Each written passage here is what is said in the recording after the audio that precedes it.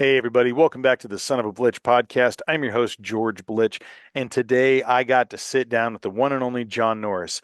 If you guys are not familiar, he is a retired special operations lieutenant. He started out as a game warden in California, and now he is a man of such knowledge from all the different things that he has gone through fighting the cartels and this illegal marijuana grow, and all the devastation, environmental and otherwise, that has caused that he's at the forefront of the tip of the spear, really letting people know about what's going on. He was recently testifying in Congress, telling the congressmen and women about what's going on, why we need to be protecting our borders against all the different things and the atrocities that these cartels are bringing across. It's not just the tainting of weed. We're talking or marijuana. We're talking about fentanyl, methamphetamines that are coming across, and as well as obviously human struggling. So we talk about all that. Obviously, his firsthand account of what he battled in California, the marijuana enforcement, task force that he put together, the Met. And there's just a myriad of stories here that he shares about his time in service, and the books that came from that. The first one, "The War in the Woods," that he wrote, and then the next one, "Hidden War." It's on its second edition. There's actually audio book now too, and Kindle available here. This one actually has a foreword from Jack Carr, which is just a wonderful addition. And this second edition, actually, if you haven't owned the first, you need to check out the second one because there's all sorts of new photos and different things that are going on, new chapters, new forwards there. He really kind of paints a picture of what's been happening since the first edition. No doubt he's got a third book on the way. He kind of hints at that, as well as some feature film documentary stuff that's going on. But we'll have him back on to announce that and kind of give a little more details when that comes through. And we also get to talk about aside of these amazing knives that he's developed with V knives and the Trailblazer, of which I use every day, my EDC, my everyday carry is that knife. We talk about his musical career, most recently playing with Area 56, a wonderful group that's up in, Montana there where he is. These guys have so many great tunes that they're covering. And he talks about some other, original music that he's gotten a part of recording, and some things will be coming out soon. So I don't want to give it all away. I want you guys to tune in and learn everything, but make sure you hit the description below and check out all the links to everything he's doing, whether it's the podcast he's hosting with Wardens Watch or Thin Green Line, whether it's the, television shows he's been a part of, or, the authoring of these amazing books here. You guys got to check these out. He is a man of many talents, and as well as many stories to share. You might have heard of him, Meat Eater, Joe Rogan's podcast as well. There's so many things we can go into more depth through, but I think we really scratched the surface and dove into enough to give you a really good idea of what John's been a part of and all the wonderful things he's sharing. And I couldn't be more blessed and honored to have him on this podcast. So without further ado, here is my podcast with John Norris. Y'all enjoy. Well, John, how the heck are you doing today, man? George, I am great. It's great to be on your show finally. I know we've been trying to get this together for about a year, and here we are finally. Pumped. Good to see you, man. Yeah, man, good to see you. And I mean, it's not like you've been busy or anything, testifying in front of Congress, traveling around, putting out your second edition of your books, filming stuff. I mean, we are going to dive into all that. But I figured, just for listeners who may not be fully familiar with you and your story, and we're going to walk through kind of some chronological events here, I figured we'd start at the beginning. Why don't you talk about where you grew up, your love of the outdoors, and kind of that connection to nature that obviously you care so much about and we've seen throughout your career. So just maybe start us at the beginning, man. Where'd you grow up, and kind of, who were some of your mentors guiding you in that outdoor space? Yeah, George, it all started, in childhood. I come from a family of conservationists. Granddad was career Navy. 9 kids on my dad's side of the family, raised fishing, hunting, respect for everything in the outdoors. And then my dad, my uncles primarily were my main guidance. In fact, my dad helped me get through the hunter education course in California, where I was born and raised at 9 years old. I could hardly hold up mom's model 50 20 gauge, but got my first teal with him after passing hunter education and the duck blind. And then it was just off to the races. I was the kind of guy that spent most of my time when I wasn't at school or doing part-time jobs through high school and college, et cetera, before fishing game. I got the opportunity to be a game warden. Um, I wasn't going on frat trips. I wasn't hanging out on campus. I was going into the state park. I was going on ranches. I grew up with a ton of cattle ranchers that had poaching problems on their property. They ended up having cartel grows. There's brandings and as you know, being down in the great state of Texas where you're at, I call Texas True America South, and I'm up in Montana now, True America North. So Yeah, I think we got the North and South covered, brother. we do. But this thing about I'm working with I'm jumping ahead a little bit, Yeah, but it's okay. the cattlemen, and the cattle families that are still working ranches in the Silicon Valley foothills, which is oxymoronic. You don't think of the Silicon Valley, the tech capital of the world, having cattle ranches and a ton of wildlife and resources all over, but you do. You get out of the San Jose Bay Area where I grew up, and it's nothing but rural. It's foothills, remote canyons. Both my books go into it. So working around conservationists like that, working and protecting cattle ranches from poaching, from environmental destruction, but then seeing the conservation in cattlemen, the conservation in everybody that loves the outdoors. And I kind of got hooked with that. And that's all I spent my time doing. And then in 1992, halfway through grad school, I was a criminal justice major at state, kind of waiting. It was really hard to get hired. It was affirmative action, impacted to become a game warden in my state because you'd have like 4 openings and like 10,000 applicants. And if you weren't a military veteran with preference points, you can only get so high up on the list. I Right. was one of those civilians that got as high as I could, and I was right on the bubble at 95%. And then was able to get into an academy with mostly veterans and other law enforcement guys changing careers in 1992, and spent, all throughout California, primarily the bulk of it in the Santa Clara, Silicon Valley area where I grew up as a game warden. And then much later, the team leader and the co-developer of our marijuana enforcement team, our tactical unit, and never really left home from that standpoint because we were statewide. But that's how it started. And man, what a blur it's been. I mean, we're talking like 35, 40 years of just there it was.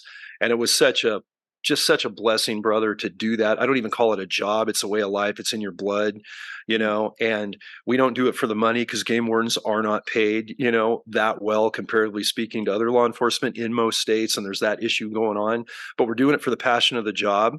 We're doing because we just love wildlife, wildlands, and waterways. The saying my dad had was the woods are my church.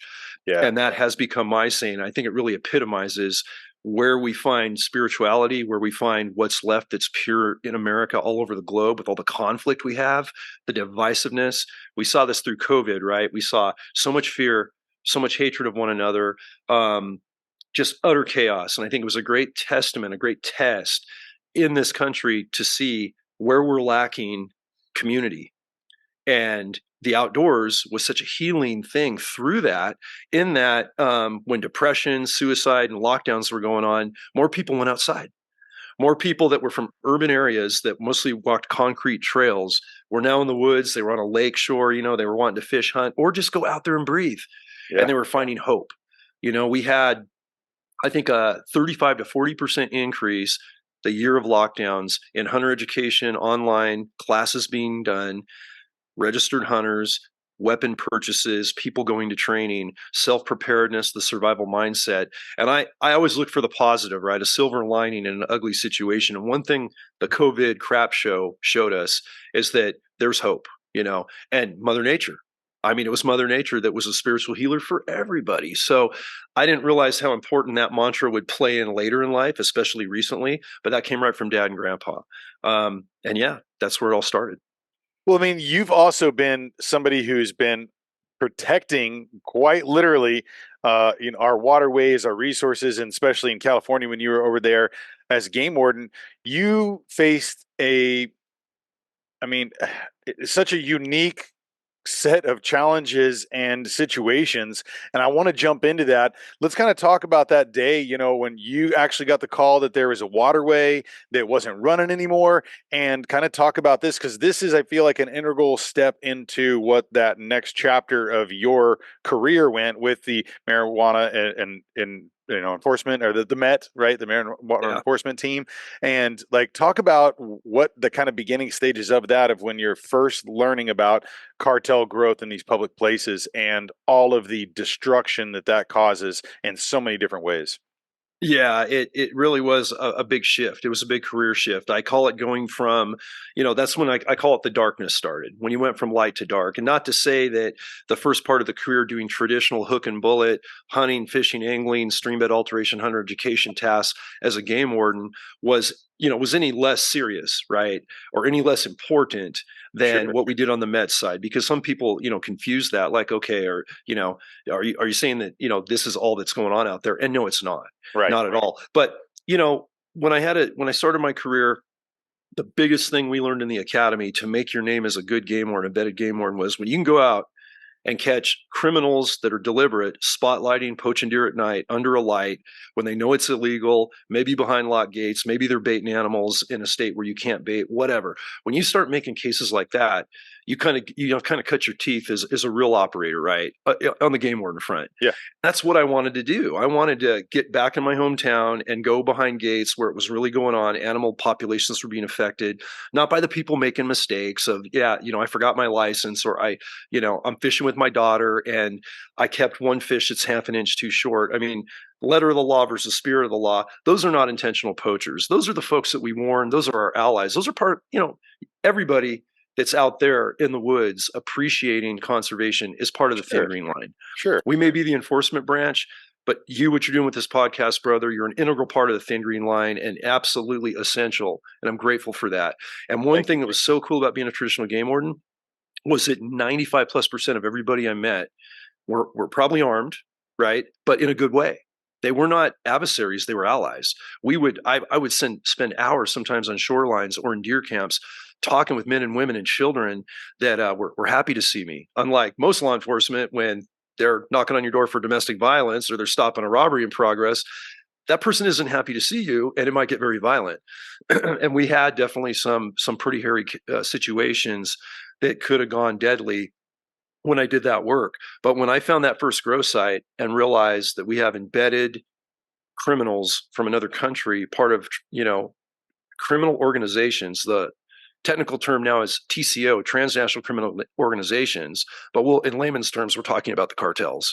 Yep. Whether the Mexican cartels not far from you across the border, or the Chinese, crime groups, or whatever the case may be, we're talking about organized criminals, armed, making billions of dollars of profits in black market cannabis and fentanyl and human trafficking and methamphetamine. I had no idea when we found that first grow site in 2004, and then when we raided it, saw what our new, public enemy was. But these cartel growers armed with AK-47s, showing tactical awareness, embedded in parks with camouflage and field craft to the level that we would do in special operations and as hunters. That changed the game. And then obviously, after that case, that my first book, War in the Woods, I see behind you. Yeah. Books there. Thanks for putting those up. Wow. Oh, of course. That's a great array you have back there, man. You got Thank Jim's you. book. I'm waiting to see Brother Jack's, but I'm sure there's some car back in there. Yeah. Yep. Good Oh, stuff. yeah. No, I think actually it might have gotten replaced in there, but there's all the other stuff over here. His man. Yeah. He's coming on here in a few months to talk about the new book. Can't wait. I love it. That is a great stack, man. Very, very cool. Cheers. But yeah, that 04 case, I had never seen anything like it. And as I described in the first book, it kind of changed my perception of how dangerous and how dark the work we as game wardens could potentially be doing. And I also saw a lot of deficiencies in how those situations were being handled. There was no concern for environmental reclamation, as we've talked about. Right. It was strictly raid these sites. Maybe you put a little effort into apprehending these bad guys, or you don't. You seldomly catch anybody. You might find a gun or two. You cut some plants that have EPA toxic poisons on them that you never want to see in illegal. You don't want to see that consumed by anybody in America. And you definitely don't want to confuse legitimate cannabis with this black market toxically tainted stuff that the cartels are putting out there in the black market, and then destroy that and then leave the site. And as soon as we leave the site, what happens? All of that environmental destruction is there. The water diversions are still there. There's poisons leaching into the creek. There's this, nerve agent, EPA banned carbofuran, imported directly from Mexico because you can't use it or possess it or, have it in America. That's all over a grow site. Well, clearly that's a major death to wildlife and waterways and wild lands well after we've done that raid. And then in 05, we had our first gunfight where my partner Warden was shot by an AK-47, almost died, in my arms. I was providing trauma, returning fire on his, on his aggressor. Two other sheriff deputies, brothers for life with the Santa Clara County Sheriffs, that we all worked together for the first time that day. They engaged a suspect that had a sawed-off shotgun trained on me and another game warden that we never saw. And I was literally, no exaggeration, half a second from not being on this conversation with you. Had those guys not engaged that suspect behind cover. So the domino effect of that told me immediately that it was God's plan that we all do this. We were all men of faith on that mission, and we all realized, having not worked together, but having had enough similar training, having the right personalities together, and knowing that the bad guy got one shot off non-fatally, thankfully, even though that round went through my partner both legs, and there he is bleeding out of 4 holes from an AK-47 7.62 round, and all the other gunfire came from us to stop the threat. And when that happened and we got out of that incident, I went, okay, I thank the Lord. I prayed. I had gratitude. I, walked out kissing the ground when I got off that helicopter line, and realized I had a new group of brothers. And also realizing that we're not in Kansas anymore, Toto, for our older listeners, man. I was going a different direction. That career was going to go a different direction, because now I kind of had I couldn't get this threat out of my head. One, we were very angry. We were very, very angry that we had been ambushed and that one of ours had taken a hit. And it had been the first game warden in America, first law enforcement officer anywhere in America that had actually taken fire and been injured by a cartel grower. And it happened to be my partner and a game warden in the Silicon freaking Valley foothills, in one of the most affluent, high-paced communities you're going to see on the globe. So it didn't add up. It didn't make any sense. Little did we know at the time, George, that was just the tip of the iceberg. And that these cartels weren't only embedded all throughout our county of Santa Clara, they were all over California, they were embedded in 27 other states.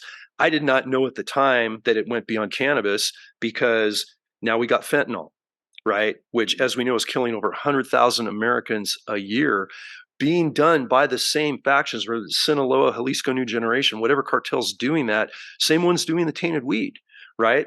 Methamphetamine, human trafficking, off the charts throughout the country, run by these same cartels we're fighting in the woods, and the child sex trafficking, which thankfully the Sound of Freedom film brought so much attention to make it so visceral for viewers and public members of America that hadn't really seen that firsthand.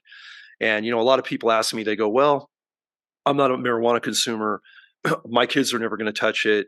We're never going to, we're not going to be dabbling in the black market. And I don't live anywhere near a potential grow site. So why is this an issue for me? And exactly what we just discussed, I said, this is an issue for all of us.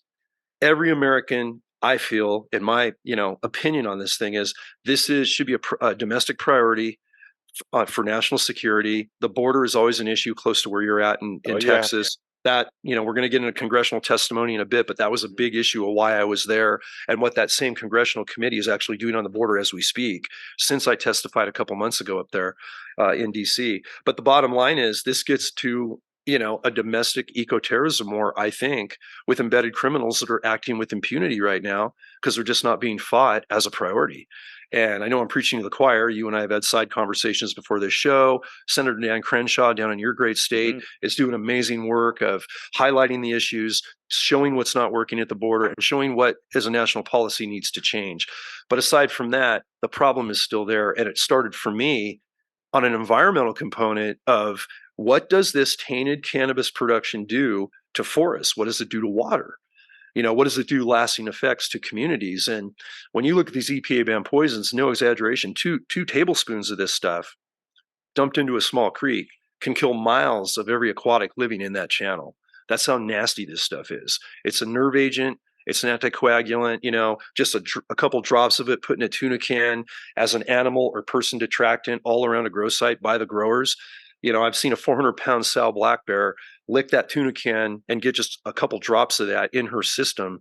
And 20 minutes later, she's laying over, frothy mouth, violent central nervous reaction, and she's dead. And her cub has died above her, exposed to the same poison. I mean, you're a hunter, brother, and you're doing so much good stuff on your ranch for conservation. And that just infuriates you like it does me, everybody else. The fellow conservationists we get to work with, like Jim Shockey and Jack Carr and Mike Ritland, and even Joe Rogan, who's become, verbally said, I'm part of the Thin Green Line now. I'm aware. And that was the biggest blessing I heard on his show, is he's always been there, but he didn't know about this issue. So fast forward, we get to book number 2, 10 years later, and we've done 3 years of television with National Geographic Channel on a #1 hit show, Wild Justice, Game Warden reality show about us in California. NRA Patriot Profile documentaries, a ton of news articles. I've written articles. The first book has been out. And 10 years later, 15 years later, people are still going, I can't believe this is happening in our backyard, Lieutenant. How do I not know about this? George, right now I'm working with tier one writers that are conservationists in the 2A community on new articles on conservation and the hidden war that just learned about this incident literally and this whole reality 5 months ago. And they're in the industry of writing, like with my publishing, outside of my publishing, I'm in a different one. And when I look at that, I go, okay, we're underrepresenting this issue. Yeah. And we're all passionate about it, but we're getting bombarded with stuff, proxy wars, election problems, divisiveness. All the distractions. All Yeah. the distractions, man. Yep. And I think we get to a point where, correct me if I'm wrong, but I think everybody just gets a little overloaded with the negativity. And I get that. Again, I go to the silver lining. We've never been more effective as Americans than when we unify and agree to disagree. And what I'm finding now, and the one thing about this hidden war that we're fighting, is the left and the right, the pro-cannabis, anti-cannabis groups, animal rights preservationists, hunting conservationists, everybody agrees on this issue and everybody is outraged by it. Legal growers that I have done talks for before we regulated in California, criminal outlaws basically previously to that meeting were as outraged by the way this stuff is getting done and the nastiness of this weed throughout America and wanting to join the fight. I could never imagine that people that are running from us under the old, pre-regulation days and, it's handcuffs first thing and now it's hugs and handshakes. Hey, I'll take that. I'll take that because we got to be in this fight together. Every American has to be involved and we got to put our political affiliations, our particular frame of reference, our particular lens aside and not judge and work together. And I'm actually seeing that through this particular issue as we get the message out like we're doing today, which I'm grateful for. Cheers. Well, I'm so glad that you're here to talk about this. When I first learned about what was happening, I couldn't imagine. I was like, wow, okay, it's this localized problem in California, perhaps. You got carbofuran, and it's like killing all these animals. People having to wear special suits, let the area be clear for a certain amount of time after this has been applied before people can come in there and try to, reclaim that site in any form or possibility. I know you talked at the very beginning that reclamation and remediation wasn't really there, and later on it came into play. But that it was just scary. And I mean, we talked about this, maybe it was about a couple of years ago when I looked you up and gave you a phone call of me realizing that it's in my state of Texas too, and Yeah. finding a site that we learned about in our local area in Central Texas, and these guys are diverting water from a creek bed into a 25-foot diameter pool. It's 5 foot high, taking all that water, having all sorts of different battery powered, trickle out, sourcing for this water to have a 5,000 plant operation. And then the sheriff's like, oh yeah, we find these all the time on all these vacant lands or these corners of the pocket people can't get to. And they were, it was just almost like laissez-faire to them. I was like, oh yeah, this happens all the time around here. Yeah, the cartel. And you can see all the different litter that they're leaving behind, all the different stuff. And those guys are walking in, and I was asking him, I was like, what do you guys wear when you go on these sites? Are you, kind of putting on something to respiration, breathing? And he's like, oh no, it's no big deal. And I thought to myself, like, I don't know if you're really aware even that you guys are going to these sites, how toxic some of this stuff is. Yeah. Because you have it in, there's pictures in your book. I mean, you have all sorts of golden eagles and animals, deer, elk, whatever it may be that just come into contact. Like you said, the bear, they're dead. And imagine what that's doing in our waterways. Is that leaching into our water systems? People are, I think when they realize the destruction and the crime, what that element's going through. I mean, you talked about going through areas, they had punji pits and like toe poppers. I mean, there was stuff set up to harm, and they have that carbofuran all over it that could kill you almost instantly to keep people away from those sites. I mean, it's like you said, armed AK guys like around 24/7 to these growth sites, and then they'd go out. I mean, this has been an issue that I didn't think that it was something that affected me. It was just a localized thing. And like you said, now it's probably 30 states have evidence of this type of thing happening all around the country. It's in your backyard, people. It really is right now. Yeah, no, that's spot on, brother. You're right on the money with that. And the thing about it is it's beyond 30 states now because certain states that have regulated like California. And I always said, if you're going to regulate cannabis, please regulate it correctly. Yeah. Get these organic growers rewarded for doing a good job, get it in a legalized market, make sure you break the back of the black market by not making this stuff too expensive, whatever you need to do. Right. And unfortunately, we did just the opposite. I had a little bit of pride that in my previous home state of California, we're the weed state of the world, Right. knowing that we grow weed for not only most of the country, but other countries as well, because we're just that Mediterranean climate, right? One of six Sure. in the world where you can grow from February to almost December on certain years outdoors, and then indoor hoop house, things like that. We're known for good wine in Cali, right? Definitely known for good weed as well. And I thought this is going to be great. This is going to get all those illegal growers out of the dark. They're going to become our allies. And that's what started. That's what everybody tried to do in 2016 when this started. And of course, the legal growers realized the black market's killing us. The cartels are still running with impunity. We can't make our bottom end. We're going into the red. We're being undercut by taxation, by multiple permits needed. And I mean, I've literally watched some tier one conservation oriented outdoor grow sites that were like going to a nursery that is exemplary, and they're done after 2 or 3 years because the whole system just is not protecting them to stay in a legal market. And that's the sadness of it. And when we don't continue to put penalties and stay stiff, and I'm not talking about the legit cannabis grower at all. Right. We are talking about cartel organizations, heavily, funded, armed, structured, a great business model, very effective, of basically saying, oh, it's a misdemeanor in like the state of California. So if I have 7 plants or 7,000, I might lose my plants if I'm raided, but am I going to go to jail if I don't have any other felonies there? Maybe not. It's just one of 20 operations I got going. Other states are experiencing this: Oklahoma, Oregon, Michigan, Maine now. All of these states that are regulating under the idea of getting revenue, and making a legal market easy to access. But once, money gets involved, and politics get involved, I always say once those two things become the goal, especially money making at the state, county, or federal level, especially on something like cannabis, then we have lost the game. We're going to incentivize a black market. Cartels are going to run even hotter, and they're actually increased since I retired. It's become more of a problem since 2016 when that law passed. When that law was sold as stopping and breaking the back of these cartels to get them out of the weed business.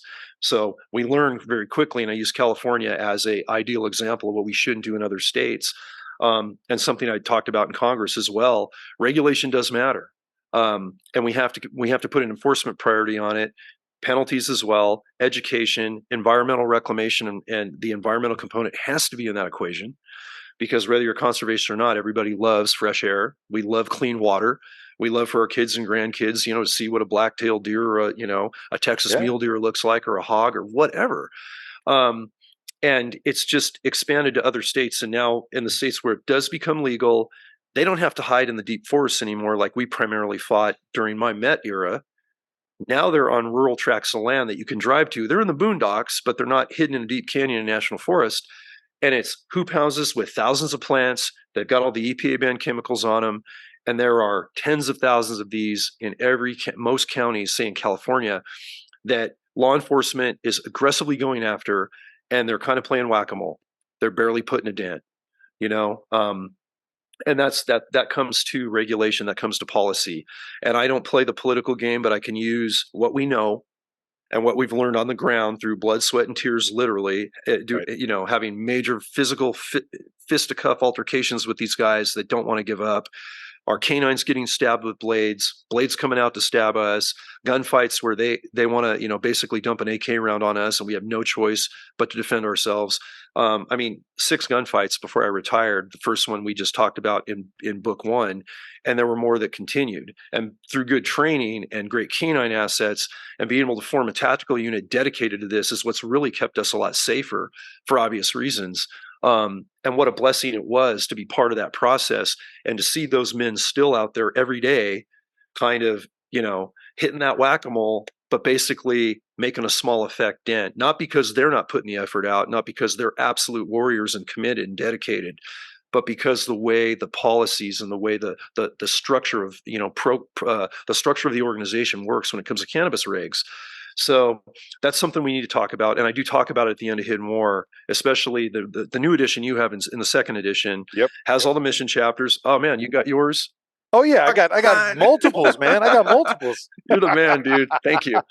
But the They make cool thing great we did gifts. is, oh, I'm glad. And one of the cool things was with the second edition of that book, I'm tying into this because of the regulation change. Hidden War Edition 1 dropped April of 2019 at the NRA National Convention when Ollie North was the president there. He was my main endorser, the first reviewer of it that, Oh yeah. really, as much as Ollie is a hunter and a conservationist and everything he's done in drug policy and everything in his military career, this blew him away. He's like, dude, I did not know game wardens were going up against us now. I did not know it was that pervasive. This is complete BS. I'm going to not only write a blurb, I want to launch this. So you got to have this published and like ready at NRA Annual. Well, that was April, Georgia, 2019. Our publishing date through Caribou, and that's Gun Digest Recoil. That's my publishing group. My publisher, Jim Schlender, great guy. He goes, we're not set to have these ready till like May. I go, well, We're gonna have to make a change. maybe we can revamp that. And sure enough, we did. And I cannot tell you what a cool launch it was at NRA Annual. And again, so many good people from all over the industry and civilians from all over Middle America that got the book and went, oh, Lieutenant, I had no idea. Are you kidding me? This is going on right now. I go, it's been going on for 20 years. Yeah. And it's just escalating. So Ollie was a big part of that. But then the book was starting to get out there, as you know, and we met through some of that in the podcast stuff. And then we got to selling out of the first edition and having to do a second printing. Jack goes through it, with multiple printings with, the Terminalist series. Right. But what I didn't want to do was just put another book out there of the same printing. I said, let's update it. Let's update trends. Let's update what's happened in the last 3.5 years. Let's polish up some things. Let's not take any of the old content out because that's critical. That's educational. It's exciting. And so I wrote a new introduction, as you know, that kind of brought you up to speed through COVID, through the border change, through the administrations, through lockdowns, what happened in America through divisiveness, how the cartels said, the idea behind cartels as they operate, as you and I have discussed, is they thrive in a culture of chaos. That's what they know in Mexico. They're always at war. It's impoverished. It's rough down there. I've spent decades racing down on the Baja Peninsula to see those small towns where the cartels are now in. They're used to chaos. And when another country, like a first world country like us, under law and order and all the amenities and the luxuries we're blessed to have in this great nation, they're like, oh, this is easy. I can get my product with demand anywhere I want. Law enforcement is taxed. COVID, there's defund the police, there's riots, there's all these issues coming down. So right now, that line is thin. That thin blue line, thin green line is so tenuous. It's like dental floss. It's about to snap. And that's what happened. The cartels got in our woods. They got on fentanyl. They got on human trafficking. And they've continued to do that, both sides of the border. I wanted to tell that story. And then, fellow friend, brother Jack Carr, said, absolutely, I'll write a new forward for you. And he really nailed it after understanding what we were up against as he and I met. Yeah. And he was not aware to the level of these environmental poisons and what these guys are doing, and to the level of embeddedness they had until he got into the first book. In the first edition of Hidden War when we met back several years ago. And so, again, thankful to all you guys for broadcasting it. But with that forward, my introduction, some polished points on the chapter, you're not just getting a reprint of the first edition, you're getting more material updated and all the old good stuff. And then I reread, and we just launched it on Audible. Finally, we got that file up on Amazon to show that it's a different book, and that's a lot easier for people. And I don't know if you're noticing this, but you're a big book guy, and I love how much you're into good authors and reading. But we're finding that I like a print book always. I'll take a print book to read anywhere I can. But when I'm tied on confines, I'm on a Kindle or I'm on Audible. Right. Yeah, absolutely. I'm listening to that Audible author, because I can do a little couple of things. And what are we doing? We're listening to books and we're listening to podcasts, right? Yep. We're not watching a lot of news and we're not holding a book and reading a lot. So the Audible aspect of this has been cool because it's been able for guys like you and I and the fellow authors, that you're working with to just get the word out. Yeah. And for me, it's always been about just absolutely grateful to have the opportunity to talk about something I and all of us, you and all your listeners and most Americans, again, regardless of where they sit on the conservation realm, are passionate about if they just know. And I've been fighting an uphill battle, and hence the second book was named Hidden War, because War in the Woods and Hidden War were 11 years apart. and it's still like, wow, we're still on this. Why is this happening? So that's kind of where the direction we're trying to go with the new book. Before we go into a third book, because this stuff is so hot and proximate right now, and now I'm finding myself in the world of dealing with the fentanyl issue and discussing that, and human trafficking, especially understanding that, again, the cartels we fight in the woods are the same cartels. These are poly criminals.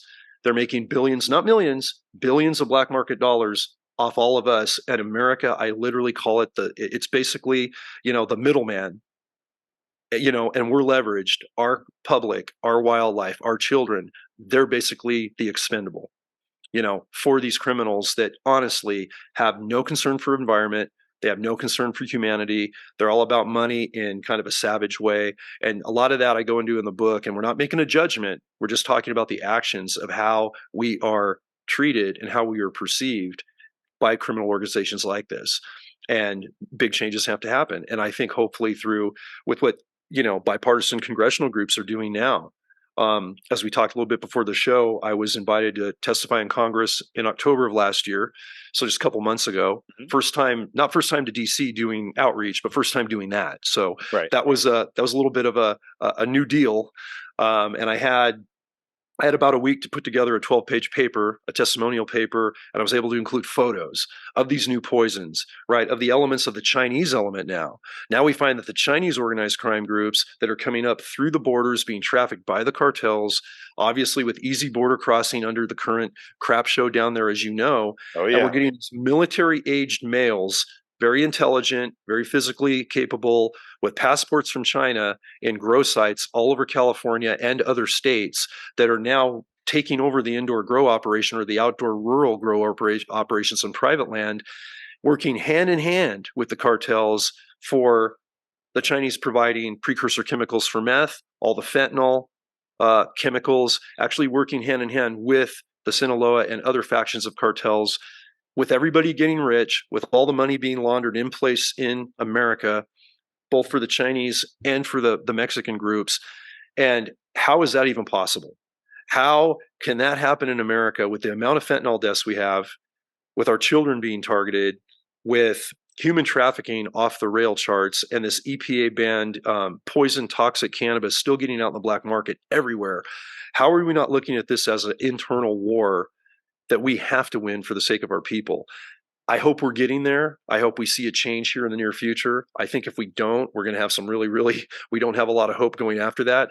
But one thing, George, when testifying with that committee is, even though it was bipartisan and it was, a Republican committee chair, Chairman Gosar from Arizona, great guy that brought that committee together, everybody resonated with the message. And when I had 5 minutes to speak, and then they had 15 minutes between all of them to Q&A.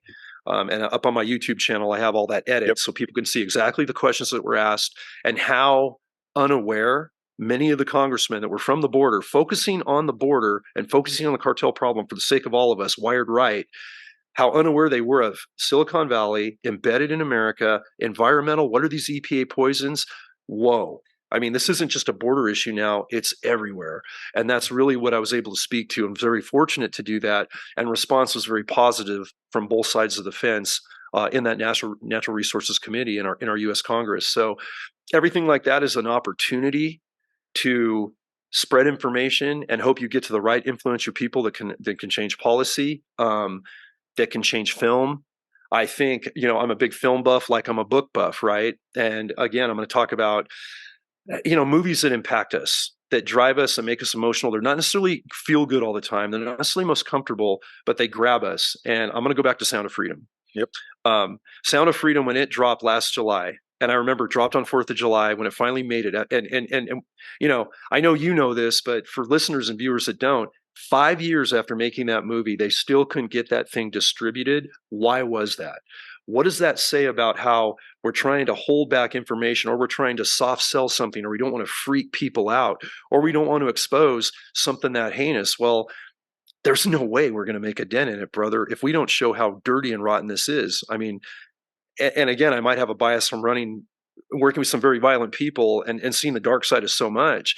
But in general, when I saw that movie, and I worked these same cartels and I've dealt with human trafficking integral to other cases, it Mhm. hasn't been a focus. Definitely to the point of what Caviezel and what Tim Ballard were doing of rescuing these kids from these islands and everything else. I was in tears. I was grabbing the armrest of that recliner chair so hard, I probably tore my nails off, and I was just like the emotional roller coaster. I said, okay, I know this. I know this. It's just not public. And this is making me want to go back in an organization. And if I have time, I want to jump on a 501c bus and go rescue children or be part of it. And I'm going to do what I can to help that side of it. But the point of it is, if it's affecting me like that, Americans that watch this, they're going to be shocked, and they're going to say, this is in my backyard. And that's exactly what that movie did, thank heaven, when it went mainstream and blew up to a bestseller and went over some other commercial movies, and now it's going international. And that's why I think the visual medium, you just can't get to people faster and in a better way, whether it's through a TV series. And I'll take Jack and Terminal List, and Yeah. the new Ben Edwards prequel that's coming out. Yep. I mean, fictional, but it's showing a lot of patriotic things. It's showing a lot of good stuff. Terminal List, because Chris Pratt himself, as an A-list actor playing James Reese, is a conservationist. Jack, of course, is a fellow hunter and conservationist. Mhm. And to see Chris dabbling in those scenes in the first series of Terminal List was just magic, man. I knew it was coming. Jack and I had talked in our different dealings, but I went, I want to see Chris pull that off. And it just gives me the chills thinking about it. But that had such a popularity, and so many people viewed that, and it was so quote unquote unwoke, and it was so patriotic, and it was so anti-establishment of the previous Hollywood norm for success. It kind of changed the way Americans are looking at their information.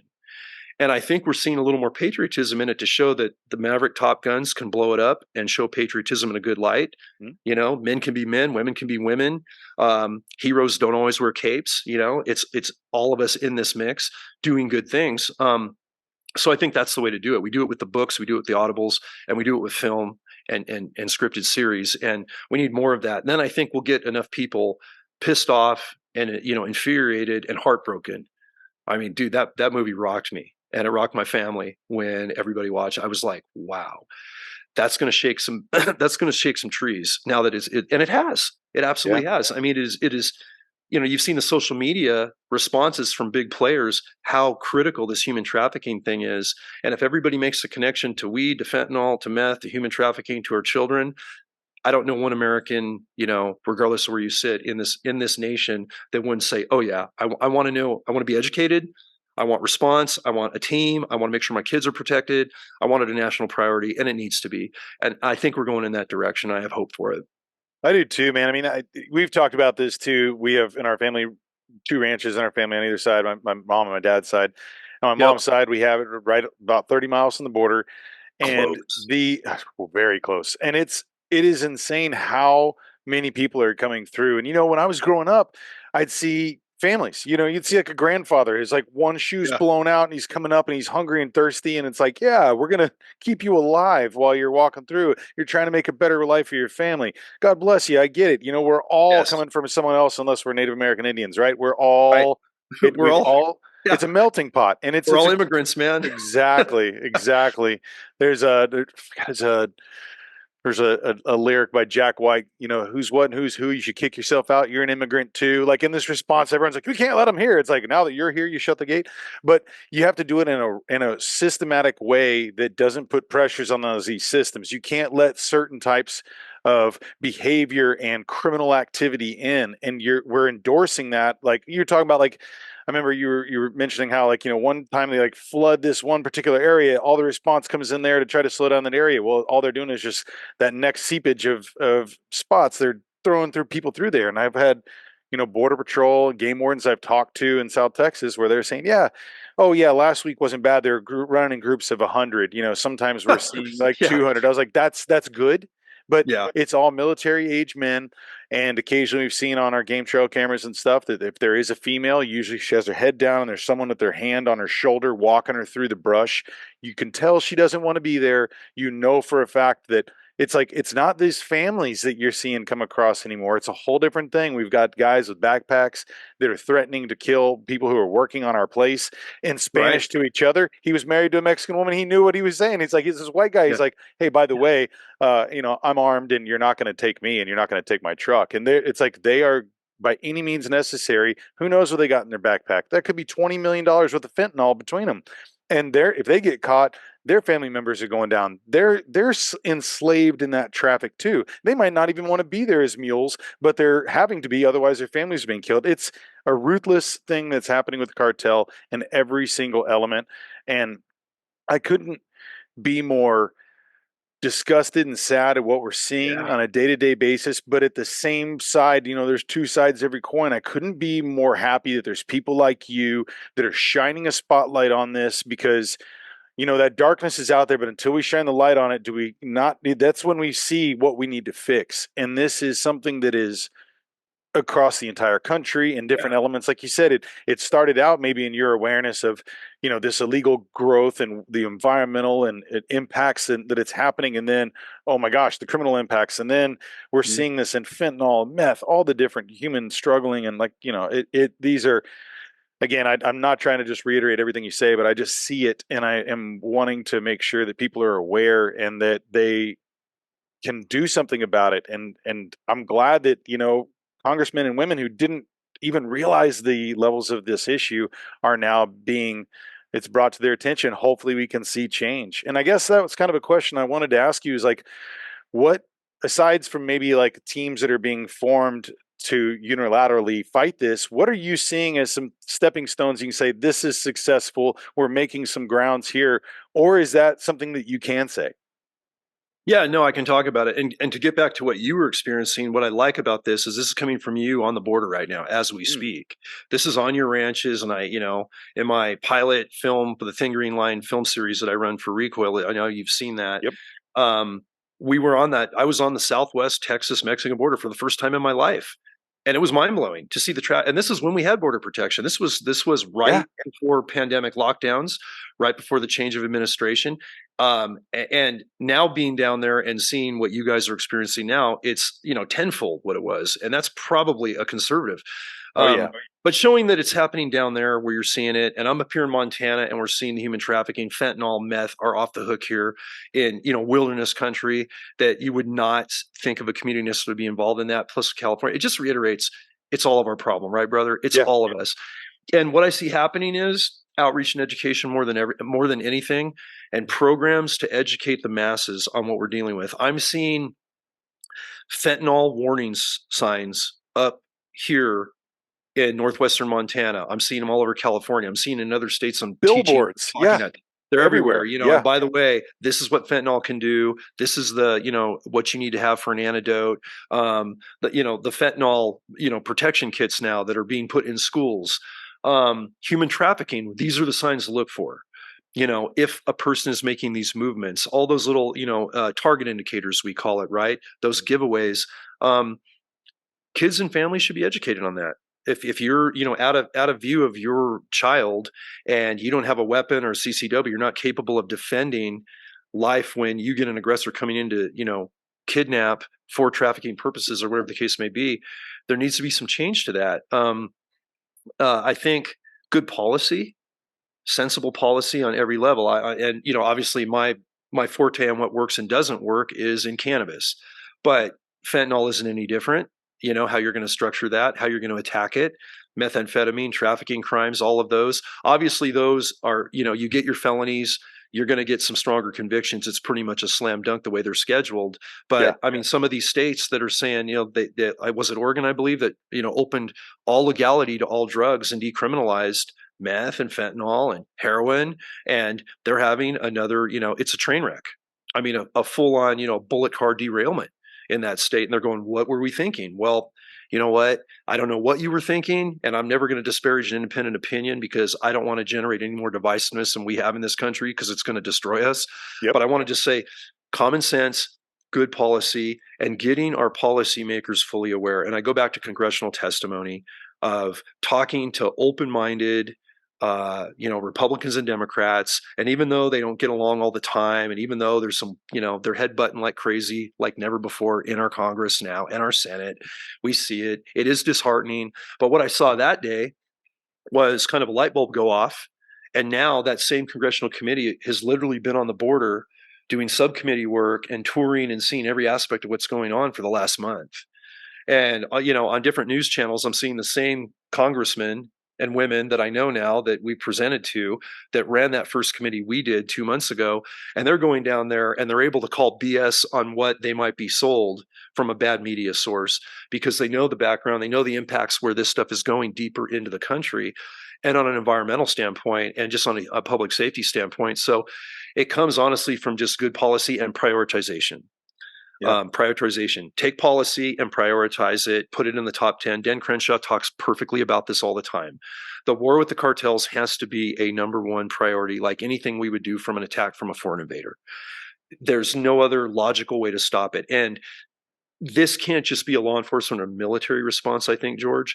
I think you've got to look at everything: the education, the counseling, rehab centers, family counseling, because these drugs in one family tear apart, they can tear apart a generation, if not more, when you have a fentanyl death.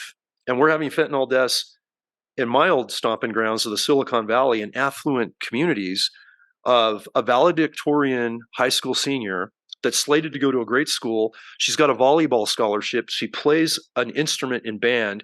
She's over a 4.0 student, and she ends up taking a fentanyl pill by mistake from a friend just as a painkiller, from not because she's trying to get high, because she's just got an inflamed, swollen meniscus, let's say, because she's pounding hard as an athlete.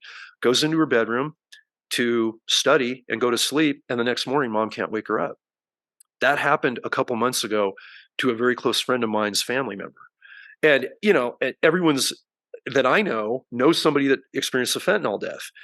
If you're in California and you live in a rural community around cartel, whether it's Chinese, Mexican, or whatever weed, everybody has a story of gunfire, of, their dogs being attacked, guard dogs attacking them from other farms, their kids at risk, major other criminals, human trafficking going on in these grow sites. So awareness first, and then attack it as a national priority. And that's how we make a change. I think we're in baby steps, honestly, because the information is now there. Obviously, what we're talking about today isn't new information.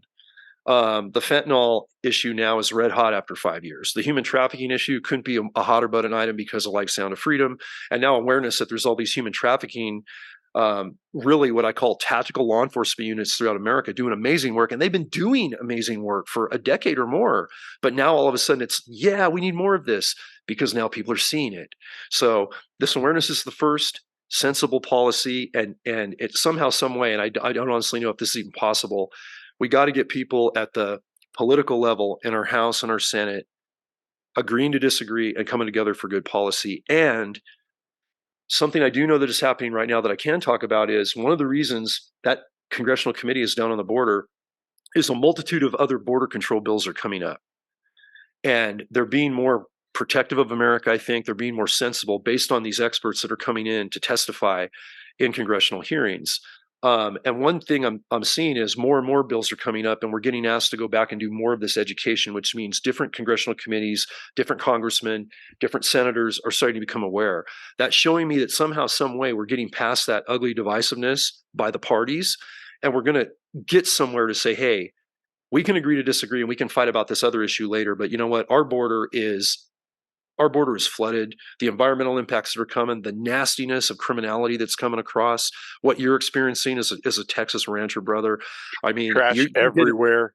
Dude, there's cracks everywhere. You hit it. Yeah. That's the tip of the spear right there is Texas and any border state. And then we just see we see the shit show that follows, Yep. To put it mildly. That's where it has to start. And I'm optimistic. And I think a lot will depend on what happens in November this year. Yeah, no, I think that's I gonna. really do. It seems like that topic is being brought up more and more, and that it's it's almost like a forced issue that was just kind of swept under the rug before. I mean, it's Yes. like I'll call Border Patrol and we'll be like, hey, because we coordinate with them and stuff, and like, I mean, you know me, I'm fairly involved with, in law enforcement knowledge and stuff. So I'm talking to these guys and, hey, if you guys want to come on by, grab a sandwich or whatever. Maybe we got some barbecue on if we're at the ranch. And like, seriously, like I want to sit down, like, what are you guys facing on a day to day? Yeah. And there's times where he's like, hey, just so you know, for the next week, there's no one in your area. And I'm like, wait, one of the head spots of Border Patrol. Like one of their main centralized units is just down the road. And I'm like, I know how many people work there. And I'm talking to him, and he's like, yeah, no one's in the field. We are all over in Eagle Pass right now. We have 10,000 Right. people a day coming. Yep. We just for the next week, if anything happens, be mindful, keep your head Yeah. on a swivel, and stay protected, and make sure you keep one in the chamber in case something ever happens, because we're Yeah. seeing numbers and we're seeing a lot of violent offenders come through right now, and I'm like, what? Like it just the sheer amazingness of like how a whole area in this county is not being serviced by our border patrol because of how overrun they are, how few dollars are being sent that way to really protect our border, how easy it is for people to come across. I mean, we're finding backpacks left and right. And for the most of the people that are coming, and I mean, it's I think the number that maybe you had said it, it's like $33 million a week is Yeah. being like transferred through the cartel by just humans Yeah. struggling. And even they're just bringing regular people coming across to try to make a better life, that money, that's $6,000 to $7,000 per person, was a number I heard of what they're paying to get across. And maybe you verify that or not, but the idea of like how much is coming through, they're coming across full backpacks with the clothes, change clothes, and just walk into the town. And they Yep. have a network there to be able to take them out to major cities. I have friends in Denver who are talking about how overrun they are and how they just there's things are bursting at the seams, and unless you really are in a community that sees it firsthand, you don't know. I mean, we can't keep up with just the trash on our property, just the people coming across, and that's just people. And then you talk about like the environmental impacts. That's not as much in our area in South Texas, but in Central Texas, that illegal grow stuff, all the stuff that was through there, I'm like, I don't know what our waterways are polluted with right now. I don't know what's happening, Right. but I know that left and right, there's more issues that are compounding, and we see it in Texas a lot more than maybe other states. You know, some folks up in New England, my friends are like, "What's it like down there?" And like, here's what it's really like. I don't know what you're getting reported, but it's an issue. You know, we have hundreds of people coming across our, property on a daily basis, and you know that they're all not there with the right minds. You got these guys with the big old backpacks. You know, they're not You know carrying what's up. diapers, man. Yeah. You know, it's Yeah. not goodwill.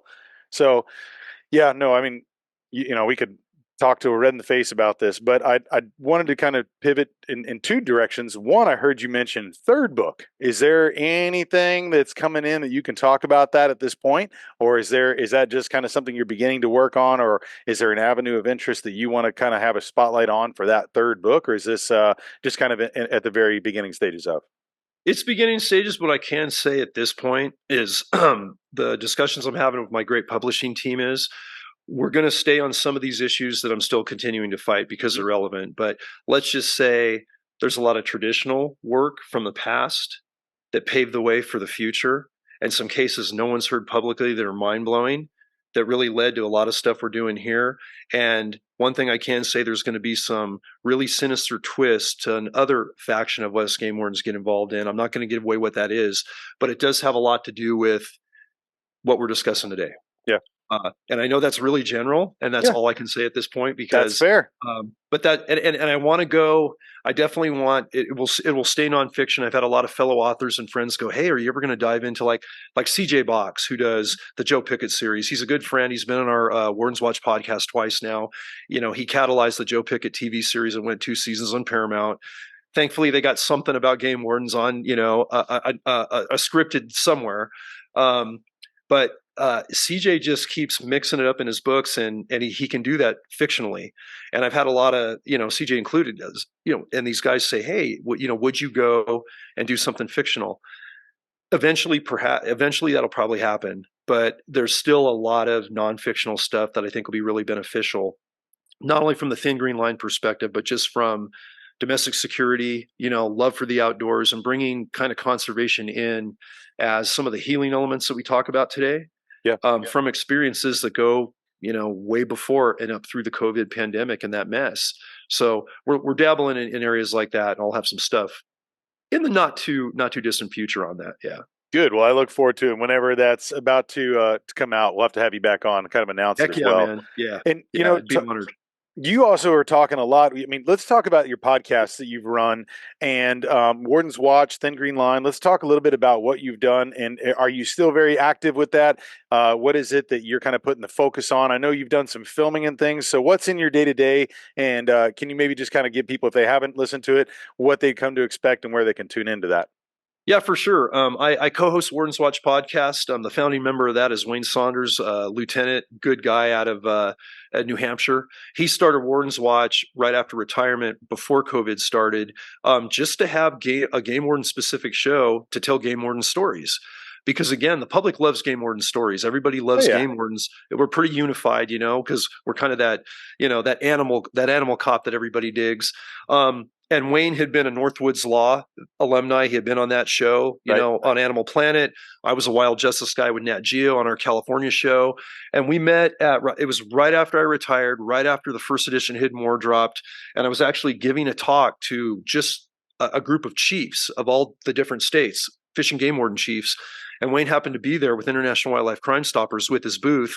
I set up my book booth. I'm going to go speak to the chiefs on the Hidden War issue because I have a pretty dynamic PowerPoint presentation for agencies or civilian groups that want to see this. Sure. I go in a little deeper than the book. I have ones just for law enforcement groups that go into the trends, the safety protocol, the officer involved shooting debriefs, because I debrief about 4 of the 6 OISs or gunfights we've been in Uh-huh. for training value, lessons learned, and how they went. But I can get into the weeds really really deep, with LE groups. And I was basically doing that for this Chiefs group. And then Wayne had me interviewed as a guest on Warden's Watch that day. I didn't even know about Warden's Watch, and we loved talking. It got into the whole Hidden War issue, which he did not deal with in New Hampshire. And then a couple weeks later, we started talking. He goes, "Man, it'd be really cool if how'd you feel about co-hosting? Because you got the whole West Coast, and you're national now, and the reach is growing, and you got Rogan and Ritland and Jack and everybody, working Ranella. together on Yeah. this stuff. All the Yeah, R's. Steve. Yeah, it's all the R's. All Yeah, the Steven R's. and his meat eater crew. Um, and I said, yeah, let's try this out. So we just started through COVID, co-hosting, and honestly, I'm way too underwater with other things to co-host every Warden's Watch episode, because Wayne will do those in real time on the East Coast. He'll do it at a trade show, or he'll do it remotely. But I will jump on as many of those as I can. Yeah. We always do Thin Green Line together because we kind of started that one together in COVID, thinking, you know what, we're sitting around in lockdown. We're not twiddling our thumbs, but we have a lot of frustration with the issues going on. Why don't we start something called the Thin Green Line that we can bring in non-game wardens? We can bring in any conservationists we want. Jack Carr was one of our first guests. Mhm. We can bring in Ed Calderon. We can bring in Oliver North, who doesn't do Sure. podcasts. And I got Colonel North on, and we had longer than he's ever talked on a podcast, one of the greatest conversations ever. Yes. Barry Kirch, my Yep. friend from the band Shinedown I'm close to. He's a drummer, but he's a conservationist. He has a deer lease. He's an outdoor culinary cook. I mean, that band is wired right when it comes to love for the outdoors and wildlands. I didn't know that. So we've had a lot of really good guests. We've been able to mix it up. We can have musicians, we can have athletes, we can have actors, we can have novelists, people like that. We can have biologists, we can have, SEAL team guys, we can have other military factions. And we've done that. And that's where Thin Green Line goes. And we usually put out about 1 episode a month with us. It's not so much quantity, but quality. Right. Finding the right guests and then getting our schedules to align. We've got some really cool ones dropping that we just put in the can. And basically, if you just go to wardenswatch.com, or you look it up on Apple, Spotify, we're on every platform.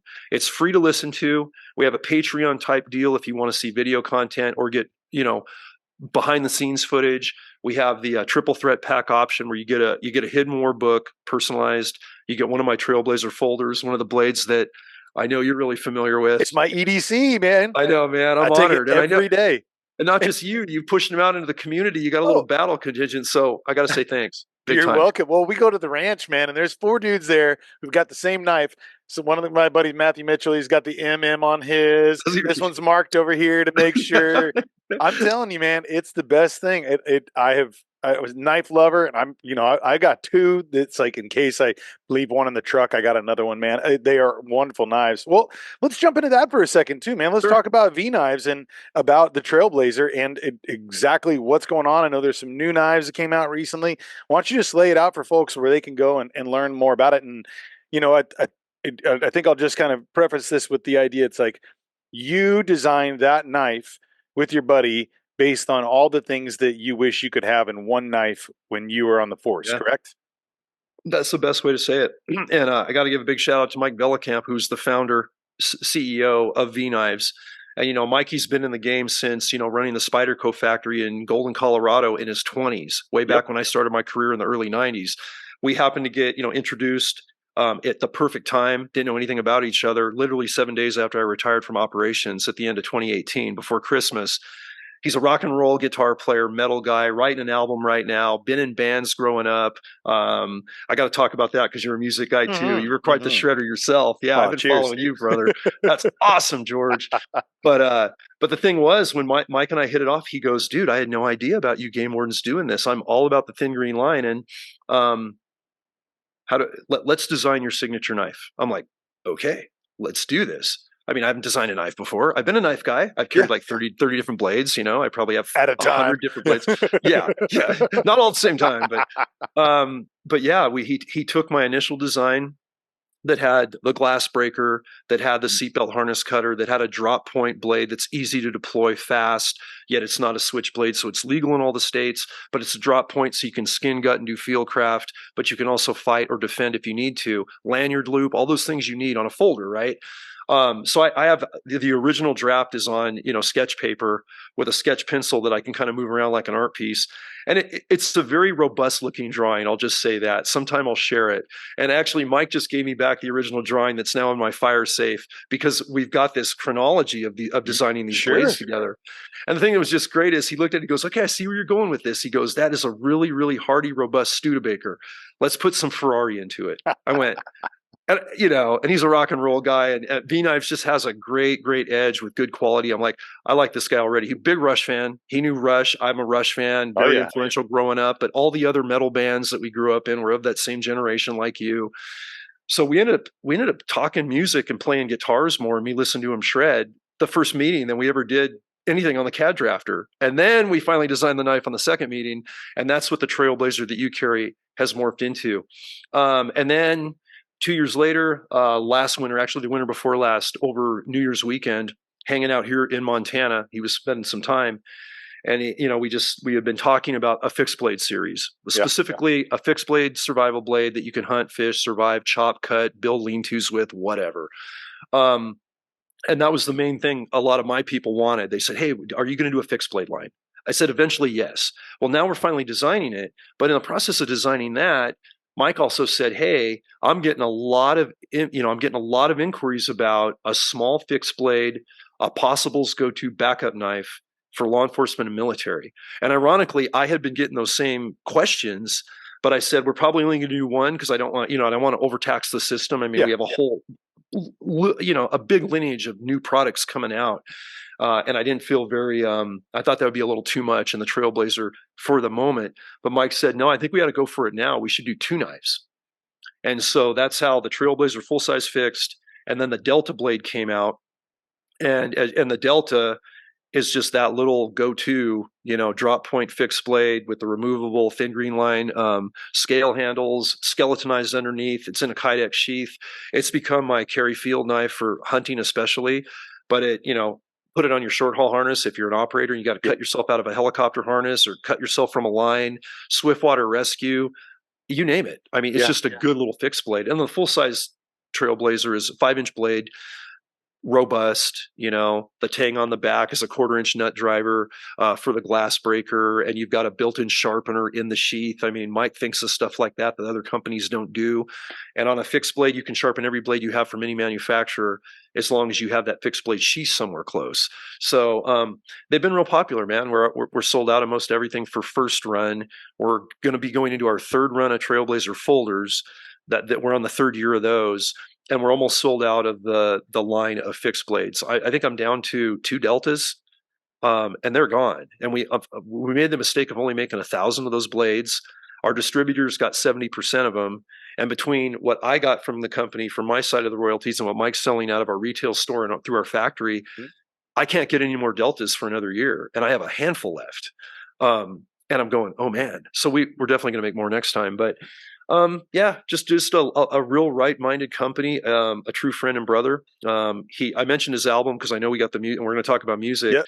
But he told me years ago, he said, I've been in bands off and on for a lot of years, but it's been my dream, my bucket list. By the time I'm 50, I need to make a metal album of original stuff that I'm going to write, bring a band together, and tour with this thing.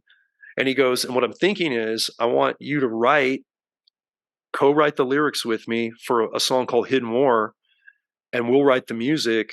And then we'll make that kind of probably the first single we release because we want to get that message out. And I got to sing in the studio with him a month and a half ago to do the backing vocals and harmonies on a song that he wrote the music for, that we wrote the lyrics for together. And it's such a treat, man. It's an honor, and it is badass. I teased it a month or so ago. It's all mixed. It's going to drop soon. You'll definitely be in that loop. People have access to it. I'll put up the lyrics and people can see what it's about. But that's been a fun project, sharing the music. The other songs on the album that I've heard so far, because about 6 of the 12 that are written and produced are mind-blowingly cool. Cavalcade, that goes back to our forces storming the beaches of Normandy and what the Nazi regime personified, and how it's written musically and how it's written lyrically. You know that as a musician, when you find the music to match your lyrics and you set that emotional tone, you got a hit on your hands. If they just completely symbiotically are synonymous, And that's what he did with Hidden War. It's what he did with Cavalcade. It's what he did with Drift and Scarecrow. And I'm only throwing out a couple names of this album, but it's really good stuff. There's going to be some videos to it. There's going to be a Hidden War video to the Hidden War song that's going to show the stuff that we're fighting. That's going to show the poisons. It's going to show what America's facing. And I think, we talked about cinema and we talked about TV. Music gets to people. In the band I'm in right now, Area 56, our little, classic rock cover band up here in Northwest Montana, our bassist, Seth, fantastic bassist, completely different politically backgrounds, didn't know about this issue. All the guys got books when I met them from actually the first edition of Hidden War they got way back in the day, and now second edition. And it's just neat seeing musicians gravitate to doing songs that are going to have a little bit deeper meaning than just a feel-good hard rock ballad, soft, slow song dance, whatever you're looking for. I like something that hits hard, and it hits hard either emotionally in a sensitive way, or it hits hard emotionally in a passionate, oh man, we got to change something, And I can't tell you how much positives we're getting from all the critiques that we're having out early, all the critics for like Hidden War and Cavalcade and things like that. But music is magic, man. And that's been a real sidebar for me. That's been absolutely a blessing and a way to get out of all the darkness of the law enforcement job I did for so long. And even to be constantly reminded of it when we do stuff like this, because it did end for me in retirement. Obviously the kind of the landscape got a lot bigger for me from the standpoint of outreach. Right. And now, the pen has become mightier than the sword. I'm not, pushing a, piston-driven 308 POF with my boys anymore, and I miss them every day. Sure. But I know being able to talk freely, be able to put the message out, being able not to disparage anybody, disparage no state, disparage no, political realm, let people learn for themselves, talk about what's really going on the ground. And when I was employed and an operator, there's no way I could have done this second book.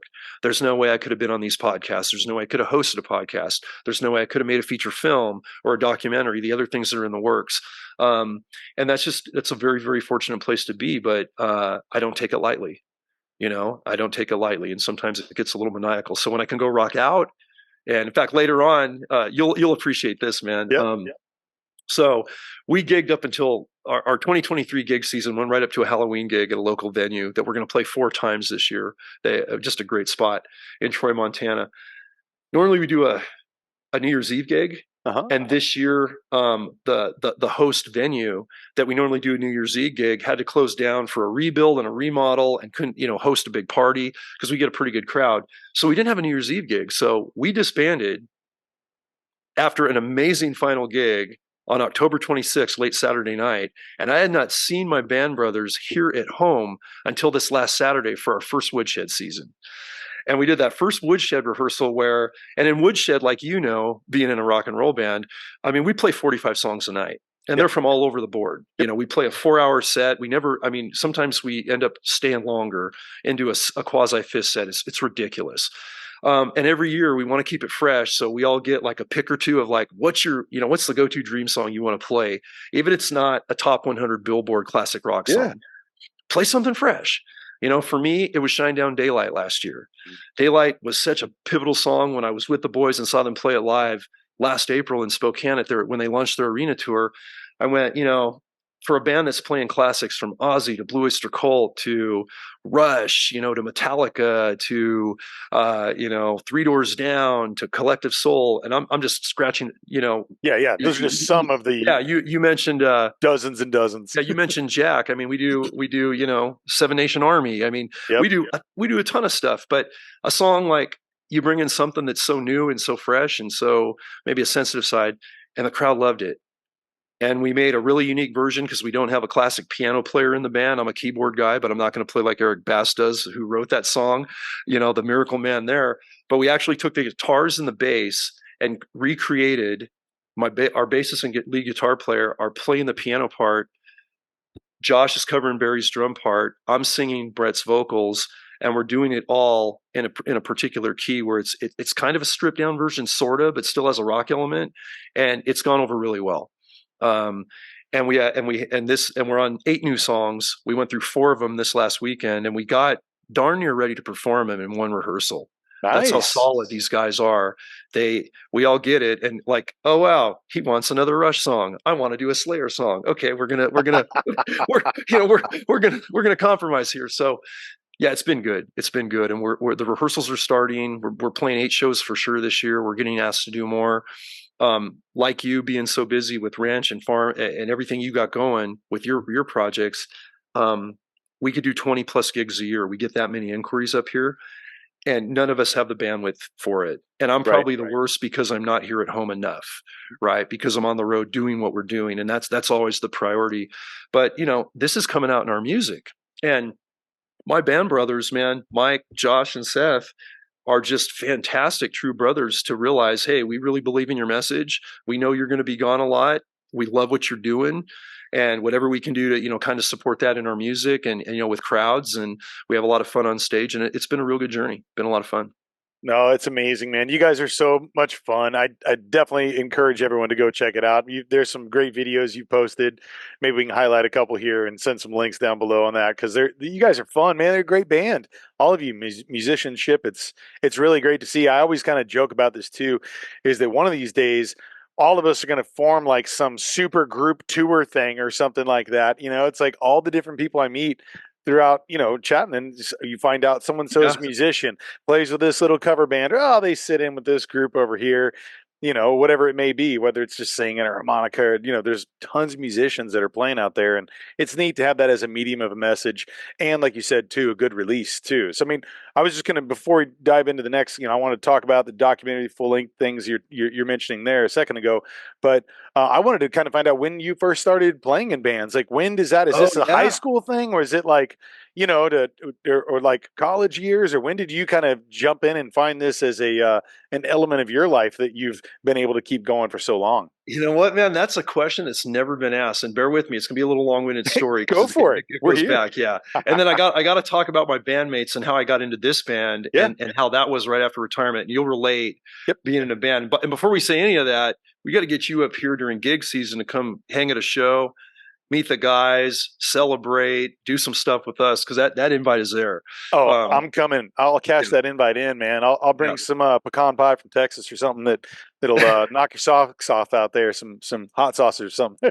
Dude, the guys will they'll lose their minds for that. But yeah, let's do that. But yeah, it kind of started in junior high. I was a wind instrument player in symphonic bands. Mm-hmm. So I was playing the clarinet of all things, and like I think it was actually 5th grade I started. I was always a big music fan. My mom and dad were into all the classics, all the a lot of bluegrass, a lot of country, a lot of rock and roll. I mean, I have the vinyl collection that I've inherited from, both my mom and dad, who've long since passed, of, early Eagles albums, Blue Oyster Cult, everything from Rita Coolidge, Willie Nelson, Linda Ronstadt, and then, into Fleetwood Mac, and all the way up to the classics you and I, are about. Yeah. So I started with wind instruments and got into high school marching band around other things.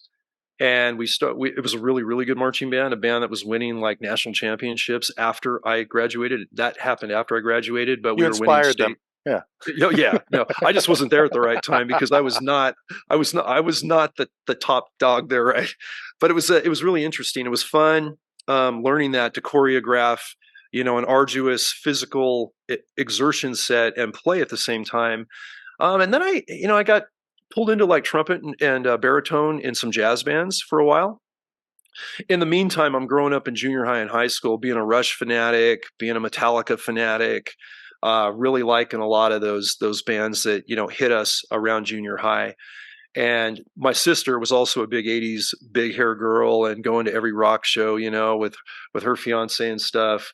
And she wanted to be a guitarist, so she got a Charvel, a really nice Charvel, a Jackson bass. She got the amp. My uncle's a really good musician, set her all up in his music store.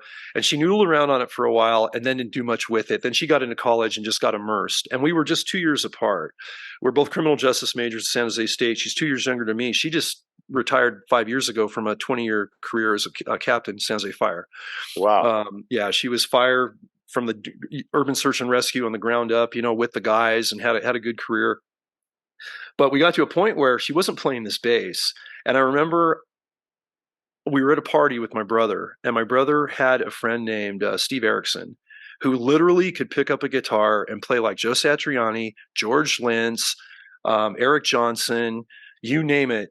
He was the guy. I mean, and he was doing this in high school. And at these parties, Steve would be there with just an amp and a drum machine throwing down a 4/4 kick and just shred. And we'd be mesmerized. And we'd sit there and just watch him go from Eddie Van Halen riffs to a melodic like Satch riff. And then with his whammy bar, George Lynch, we do some Dokken in the band. We're big Dokken fans.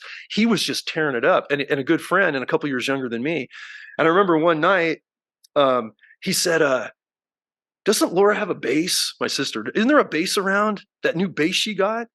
I go, yeah, I think so. I think it's back in her closet. He goes, dude, let's get that out. You should play that. I go, I don't play bass. I've barely picked up a guitar like ever. He goes, oh no, you're musical, dude. I'll show you a couple notes, and you hit basically four notes. It'll be four. Just throw me 4 chord notes, and I'm gonna play off that all night.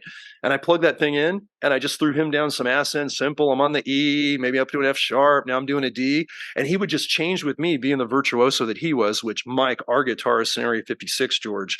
Mike LaFume, I call him Captain 2.5 because he's rhythm guitar, lead singer sometimes, always a harmonizer. And he always jokes like Star Trek, I'm giving her all she got, Captain. I got no more. And so I go, you're 2.5. And that's become his nickname on the band. But Mike reminds me of Steve when he was young. Mm-hmm. And so Steve is just shredding, and I'm throwing down this stuff. And I wish we had recorded it, or it was before the era of smartphones. Some magic was coming out of his guitar, ass end basics of me just trying to sort of read and change it. But he goes, dude, start learning that thing. We need to work on this. And pretty soon I started playing that bass a lot. And my sister wasn't playing it. I had borrowed it. And I had one of the Mac LCs, Macintosh, first color box little computer from San Jose State that I've been writing all my papers on. And now she needed it. And she goes, hey, can I use your LC? I go, hey, I got a plan. Got a trade. How about I trade you the whole, I'm going to trade you the whole system for your bass and amp. She's like, ooh, I don't know if I can let it go. I go, you really playing that thing? You haven't played it for years. She goes, no, it's a good trade because you're playing it. I need the thing, and we'll both have them in the family. So I got that guitar, and then I just started jamming and, playing by ear and learning notes and bass clef. I've been a treble clef player before in symphonic stuff, and I played competently, but I've never been a bass player like Seth is, or like, somebody you'd see on the bands we like. Definitely not a Geddy Lee. Right. And at times, we're doing something by Rush right now that we're working on that I'm not going to give away, where it's a bass lead, and Seth is like, oh man, this is too much. I'm like, no, it's not. You got this. you got this, man. Because he's that good. But anyway, I started playing that. And then I ended up going, we'd have like these retirement parties for game wardens or for park rangers. And I would do solo sets over basically, like karaoke music. But I'd sing and do the bass line for like a 9 or 10 song set, and people liked it. Mm-hmm. And it was weird, I'm doing that, but it was a way to start. And then I played at some DEA retirement parties for some head sheds and did some solo stuff. And then in 2013, when I started the whole Met thing with some other people, and that was all ramping up, and my dad was, on his last leg because he passed that summer right after I soloed the Baja 500, right before we started the Met team. So it was bittersweet. The best things, most pivotal things that could happen in life happened in 2013, or we wouldn't be having this conversation. So Sure. this is another blessing. And yet I lost my dad and my ex-pop-in-law within 2 months of each other. So that's one of those years that you just look back on, and it breaks your heart and it elates your soul. Like, I've been blessed by the man above in so many, I can't believe this is all happening. Here we are. But that year, Josh Moore, who is a residential and commercial painter in this area of Montana and one of the best, he's been the painter for my family, the contractors, all the family builds we've done on the spread for like 20 years. And I get introduced to him because I got to bring him in because we're remodeling my dad's cabin. We're making a memorial cabin after he's passed. Oh, nice. He was really close to my dad, and he's going, we just started a new band, man, and it's great dudes. It's called Area 56. I'm like, what's that mean? He goes, well, we're the 56th smallest county in Montana, and we got the Yeti, Sasquatch being seen all over. We got the Northern Lights. We got UFOs. So we want to put a little area. We thought, not make it it's not that freaky, not Joe Rogan into the alien level, but Joe will relate to this. So Area 56, and it's all green and creepy. And I'm like, I dig that, man. That's cool. He goes, yeah, we got a lot of guys. But I know you play. And you should come out and try out. I mean, you're going to be here. I go, dude, I'm only here part-time. I'm in California for another 6 years of residency. I just started this crazy unit. I'm going to be immersed. I said, but if you guys are still together when I retire, it's a dream to be in a band with homeboys like you. So fast forward to New Year's Eve, 2018. I've been retired 20 days. They're having a New Year's Eve gig at the VFW Center in Troy, Montana. Big veteran celebration. It's like 10 below. I'm up here. They're like, yep, you're going to play a song. The guys are going to meet you that night. I go, what? What's going on here? And they play, and now I sing it, but one Rush song in set 2, New World Man, that resonates off the Signals album with, everybody. It's a good message, fun. And they go, yeah, we want you to sing the Rush song. So get ready. I said, okay. So I'm finding like karaoke versions of it. I'm getting through my mic system again. I haven't really played or done anything in a band in like 5 years. And I just keep hammering on it. And I probably sang that song a couple hundred times in the 2 weeks leading up to it. And then I went in to the center and everyone's dancing and they are in like the very first part of set 1 and they're rocking away. And I'm like, holy crap, these guys are good. These guys are really good. I mean, they're the technicalities of the music we play, the different songs. I went, okay. And then Josh is back there. Okay, we got our good friend John. He's up here, just retired from law enforcement. And he's going to get up here and sing. I'm like, I'm not doing it. I'm not doing it. I'm not doing it. He's like, oh, is he punking out? And then I got a kick from a family member and said, you sang this thing like 300 times in front of us. You're getting up there. You're not punking. And I went up and jumped on it and sang it. And Mike normally sings it and guitars it. And we were just eye to eye all night having a good time. And then we officially said hellos after that. I mean, I had not even met these guys yet, George.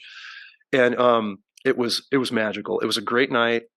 Then I started just coming to practices and hanging out. I'd sing like one song with them and then go watch and then this and that and bring other ones from their previous set lists from years before. And somehow we had a talk one day, like 3 months in before the next gig season started. They go, I think John's in the band. Is John in the band? And I go, am I in the band? And they're like, yeah, you're in the band. It's official. But then they're like, but now you have to be a lead singer because, dude, those guys were singing 40 songs collectively between the 3 of them a night and playing all their instruments as 3-piece. And, now that I'm the lead singer and sing 70% of every song we sing in a night, we're toast at the end of it, in a good way. But now, when you're playing a really technical part, this from musicianship, when you're playing that technical as a guitar player and you're singing a lead vocal for like an Aussie song, let's say, or something crazy, you're going to play well because you're good, because you're rehearsed, but you're not necessarily going to play at your best when someone else is singing a lead and you come in at a harmony, right? And now everybody's just tighter. Yeah. Josh on his technical drum part and singing from his drum kit. I took a lot of songs he used to sing because, I mean, it was a tough road. Yeah. And then we kind of expanded our sound a little bit, like songs they previously didn't have synthesizers and keyboards that had parts. Now I became a keyboard player and learned the synthesizer, and Seth is a programmer for samples. So I'm playing with that kit. I've got an alternate percussion set up to assist Josh when a song needs cowbell or it needs a vibra slap or it needs a rain stick, and he can't do it all, Right. and sing it. So anyway, long-windedly, that's how it morphed. And I joined them, well, technically at the end of that night, and we're going on to our 6th year, and we're going to 11 years of Area 56. And our 100th gig was actually on New Year's last year. And they said, so we'll have been together for 10 years. We'll have 100 gigs. Maybe it's time to take a break. We got a lot of family stuff going, elderly family, this and that. And we were potentially going to give it a rest last year, and not in a negative way. Right. Just from the standpoint of our lead guitarist and my good friend Mike, his pop had just died, or he was close to passing away. There were a lot of transitions and family changes and seeing your kids do well in high school. It was just getting a lot. And I was on the road a lot. I am by design. I mean, I don't have the family restrictions anymore, but then we started having so much fun. We were calling it our farewell tour secretly and not telling the public. And then we were having rehearsals, and we were jamming more lights out than we ever had with the most complicated new set list. Pearl Jam comes in, Queensryche, we're playing Silent Lucidity, we're playing Jeremy, we're playing Shinedown, we're doing all these songs we would have never done as a 3-piece, and we would not have done them 3 or 4 years prior with me in the band. We just weren't ready. But we had the most fun, and by those last couple shows, I'm starting to hear, I think we got to do like 6 or 8 of these next year. We're like, all right. So it's not going anywhere. Yeah. Everybody's fresh. We're having fun. And we're just looking forward to a really good gig season. But again, that's just been God's timing on everything, and, putting us in face with good people. Had I not had that connection, I mean, I was roaming around here in Montana for 20 something plus years through my entire career, knowing I'd live here one day, but being a California resident and loving my job down there. And I never ran into any of these guys. It had been not the family connection, and Josh and I bonding over that moment when my dad passed, and happening to cross paths when he was actually painting the house, and I happened to be here and loving this guy and listening to music and dissecting stuff on the iTunes. And we're just like, okay. And it just became a real great opportunity. And now it's been a lot of fun. Been a lot of fun, and a lot of people have a lot of fun at these. We have a big summer festival, a place called Happy's Inn. We play to about 2,000 people for a little mountain band that is enormous. Right. And then they do a city-sized 1-hour fireworks show at the end and they run the tallest flag, biggest flag in Montana above their resort and their casino and their restaurant and their store. That's in an area around McGregor Lake where everyone's camping and fishing, and halfway between our town and the big Flathead Valley of like Kalispell and Glacier Park. And it's a big show. And then we do a bunch of smaller shows, but they're all just good people, good people. So come see us, man. Hang out, jam with us. Oh, I'm in, man. I am in. We'll have to lock in some dates and such too. No, that's phenomenal. When you're not doing that, I mean, I guess I want to go into 2 areas. Let's first ask about, like, because you just wrapped up your hunting season for the most part. I know some spring turkeys are on the way, and I know you're a turkey man, but talk me through about what the fall was like for you. What are some highlights that you have? What can some stories you can share, and maybe what you got in the freezer? Yeah, and I'm glad you mentioned that, because what you're doing down on your ranch, and we met way back in the day over one of my podcast appearances, and you said you got to come down here. You got Texas whitetail thing going on, and I love that. We need to make that happen. But it was a good season. I didn't harvest a buck here simply because I'm targeting 3 monsters that I've put up on social media anonymously, not showing locations for obvious reasons. And I've just been watching these Goliath timber whitetail that by far they're our nemesis up here in Norris Lane. My uncle and my dad, my uncles have been, and my dad have been my mentors. And until you shoot, a true timber buck in millions of public mountain dense timber acres, in our wilderness areas, and you get that, we call it a 5-point here, Western count, but that real mature 10-point, you would say in the East, that's, a 6-7-year-old buck and defeated, never been, until you get one of those, you don't quite join the club. And 05, that happened after 8 days, put my climber stand up every day in an area we had marked and put a lot of research into. And I really credit my uncle especially for being that mentor. He's the ninja in the woods. He's that guy that was super silent, read wind perfectly, taught me to fly fish, taught me to stalk. I learned more stalking tactics effective in loud timber country than I ever picked up in a sniper school. No disparage to any of the schools I was in or that I taught, but I got more of that inherent, miserable weather, miserable condition, wind changes from him. Um, and now I'm kind of going after that. I don't want to shoot anything small. I want really mature bucks up here. I get, the wild hogs down in Cali, the Yep. true Russian razors that we're actually working on a conservation story for one of the NRA publications right now, because the cattle families down there that I've been close to, that I'm down there, watching their properties for trespass grows, but also dealing with invasive hogs that are, taking out all that habitat and grassland that don't only impact their cattle, but they impact the tule elk. And I'm in that part where I grew up on these ranches that have the um, smallest sized elk species that we have in America, but also the smallest population. There's like 4,000 of these animals, and they only exist in certain parts of California, and they're magnificent. And they're all over these ranches that I'm going after these massive Russian boars, and then dealing with these coyotes that have not been called, they have not been hunted, they have not had pressure, and they're taking out calves, by the numbers, both, potentially elk calves, but definitely, beef cattle.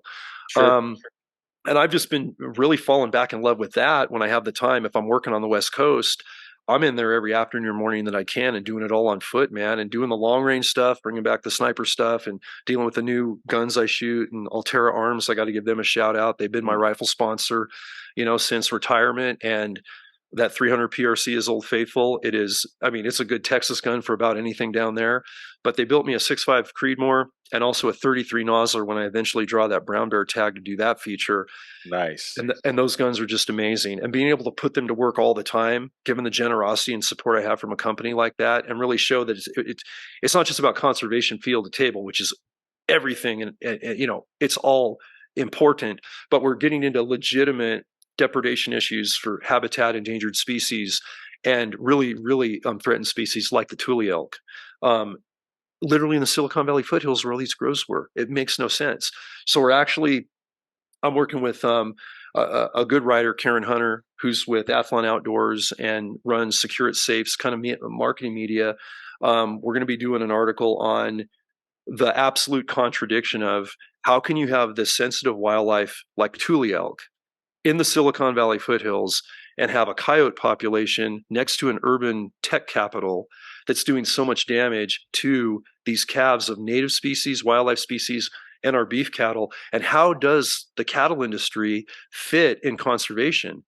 Most people think beef cows, they're just, crapping up in the streams, they're tearing up waterways. But when you look at how grazing is done when it's done ethically and effectively, they're actually enhancing wildlife habitat in their practice. And people that aren't on the conservation side necessarily don't really understand that. And it's Yeah. not disparaging anybody, but you got to just show it because they haven't been exposed to it. Sure.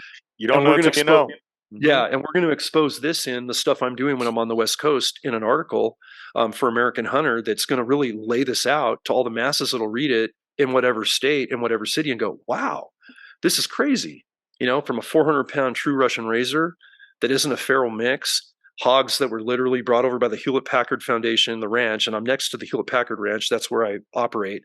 They're great people. They're massive. But they brought over 6 wild hogs, 2 Russian boars, and 4 sows in 1963. And you should see what happened to that part of California. But when I'm shooting hogs, it's none of this feral, weird mixed pigs. It's these big razorback, stout-shouldered, gristle plate. You've seen some of the photos. Yeah. I posted a few. And the coyotes look like winter dogs that are eating drive-through at McDonald's up here in Montana all day long. They're monstrous dogs. They're getting no pressure. And then I'm seeing them in the cities. So Yep. that's what's been the good stuff. But we ended up with ended up with some hog meat, ended up with some deer meat, ended up with 2 nice turkeys fall and spring last year. And then I'm just waiting on a brown bear tag to go up and do a little film up there and go after the big brown bear and talk about predation issues up there, and also dive in with experts on the cartel fentanyl and methamphetamine and human trafficking issue going in overdrive all around Alaska, especially, and how remote Alaska, say a Fognak Island or Kodiak, where I'm going to be, is affected by the cartel threat. I always want to bring in an element of what do we need to be careful of, as well as we tell a conservation story on my Thin Green Line film series. And that's kind of where we're going. That's just a hard tag to draw. It's been 3 years in the making. So we'll see. Oh, well, good luck. Hope you get that, man. And I love how you talking about you kind of do like one big major video each year, right? Wasn't that always your goal? I mean, are you kind of doing some more aside from that one? What else is on the horizon? Because I know that you filmed a lot last year, and what are we looking to see as far as that kind of feature coming out? Yeah, we got a couple things. Some I can talk about just in general for Yeah, now. yeah, yeah, of But course. basically, we started filming last year for the Call Sign Trailblazer documentary slash Hidden War documentary. And then the writers and actors strike started, Right. and it shut everything down because people, we were thinking we could continue pushing through with the documentary, but when you start to bring in reenactments, you're using actors for that. Yep. Even a non-scripted documentary has an issue there. I mean, we couldn't even have Mustafa Speaks, who plays Nate Romanowski on the Joe Pickett series, Yep. on. He was wanting to do our podcast for the longest time. Then the strike happened. He couldn't even do a podcast appearance. And then that we just got him on the show about a month ago when everything lifted. Well, now that things are lifted, we're back on for documentary production. There is a feature film in the works. It has not been greenlit. It's in development right now Mhm. for Hidden War. What I can say is we have an amazing writer, three amazing producers involved in it. That's what I'll say for now. Yeah. And let's just say the story is going to be more than I could have expected, more than I could have expected, because this writer and these producers are wired right. They completely get it. I think it's going to complement everything we stand for on the conservation front. And it's not going to water down the real threats from these cartels that we have out there. It's going to be painfully honest. And it's going to get a little more personal than I thought it would, to deal with some of the different challenges just to get this team built, you know, and the things that were happening, with losses in family. When one of what I think is one of the best things I was ever blessed to do during my operational career. So I'll have more on that as we develop, but really, really good blessings in the works. So 2024, it's going to be a busy year, but I'm going to make time for this. And I got to apologize because we've been trying to get this on for the better part of a year. So I'm grateful for your patience, brother. Of course. I appreciate all you're doing. Keep it up. And someday I got to get down on your ranch and play a little bit and look at your program because it's really exemplary, really impressive. Cheers. Well, thank you, man. Well, Good. that offer is always open. Love to have you. Love to share, what we got out there and like to see what you got going on. I appreciate all that you're, educating and, entertaining on the music side too. But well, everything that you're putting out there and that you're sharing with the world, you have great guests on when you've had your podcast. There's so much that I have learned through following you and your journey and your writings. Your books are second to none. I think they Thank open you. up something that people really need to see. And I mean, I find them to be fascinating left and right. Like I said, I've given these as gifts. The V knives that you created, everything around there has been so, I'm blessed to just kind of be a part of this journey and learn. And I'm always excited because you never know what month you're going to announce the next big thing, man. So everyone should stay tuned and follow your page. And we'll give them a location on where to do that in a second and follow the journey. But when we talk about all these different things you've been a part of, your amazing career and service, and thank you for that as well. And I just wanted to know, I've asked a lot of guests about their legacy, and I was really curious about how you view your own personal and professional legacy. Obviously, you've uncovered so much, you've shared so much of with your books and just through your time and your service and what you've seen as a game warden there. And I wanted to hear about what you think, as far as that idea of legacy, man. What do you hope that you leave behind? How do you want to be remembered? And like I said, in a professional and a personal side of life. Yeah, I think I'll go personal first. And I think I just want to honor the legacy of my mom and my dad. My mom passed at 47 years old back in 93, like literally when I was just in my early 20s, start my career. And I'll tell you what, man, she was a best friend. She was a confidant. And the years I did have with her, she always spoke from the heart of generosity. And she had a couple of rules. She said, never have an empty plate for a guest. She Mm. said, if there's anything worth doing, you need to do the best. It's worth overdoing. And that was before it was even, a movie line. That was her Right. saying. Yeah, it truly was. And I didn't know how impactful that would be later in my career. Um, but yeah, dad was the same way. They both said, find something you're passionate about and do it to the best of your ability. And whatever you do passionately, do it to make a difference for better. make people better, make people happy, make people safer. And it was kind of embedded in a service history anyway. My dad was Army National Guard and reserves. Granddad was career Navy. All my uncles served. My dad served. And if they didn't serve in the military, they were law enforcement guys Right. or gals. So I kind of had that public service was going to be a part of me at some point. I didn't know if it was going to be a military journey. I didn't know if it was going to be domestic law enforcement. I was going to start my career as an engineer directly out of college because I knew as a civil engineer I could do outdoor type stuff. I could make a decent living for my family. We had grown up, with very limited resources, and thankfully I found that game warden by mistake on that winter hike. Back. I know we didn't talk about it, but it's in the intro of Yeah, War in the yeah. Woods, and I've told the story a few Great story. times. Yeah, sure. And that's when I was going the engineering route and looking at the ROTC Special Forces bill that they had, which they did for Green Berets, and that's where I was going until I met that game warden and realized this is something I need to do now, and I need to serve domestically because I was so impassioned by the outdoors. They were healing, they were motivating. All of my trail runs, my long distance, any of my endurance sports happened in Henrico State Park, even if I wasn't hunting. And it gave me the strength to do what I do today, and have gotten through, I think, successfully.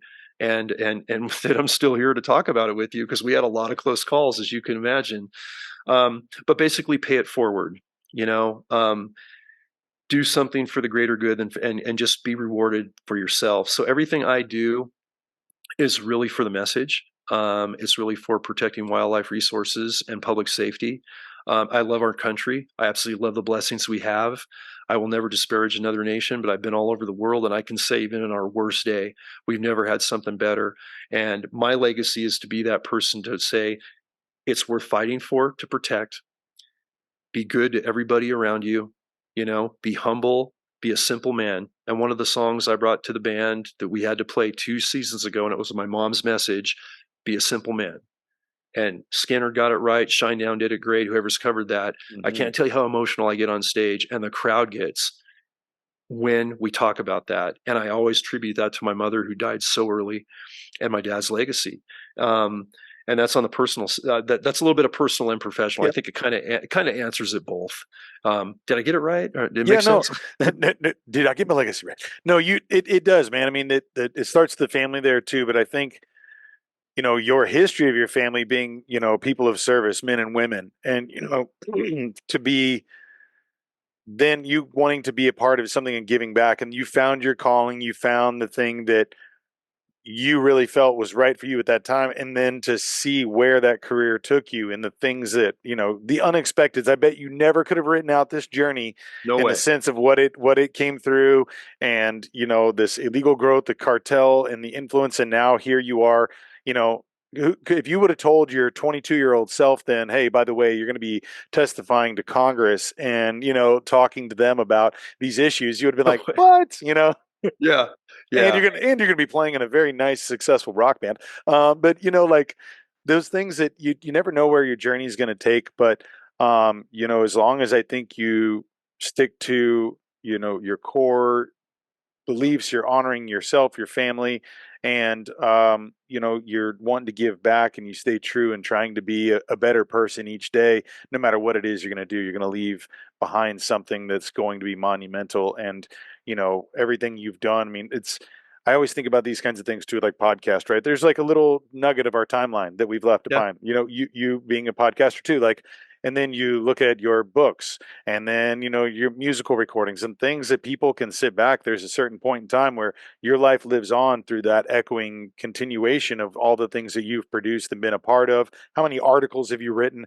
I mean, it's all there for us to go through. And I'm again, I'm honored to have you on here and to talk to you about this. And I appreciate the legacy you live in. I appreciate all that you're doing right now and sharing with my listeners and friends and family.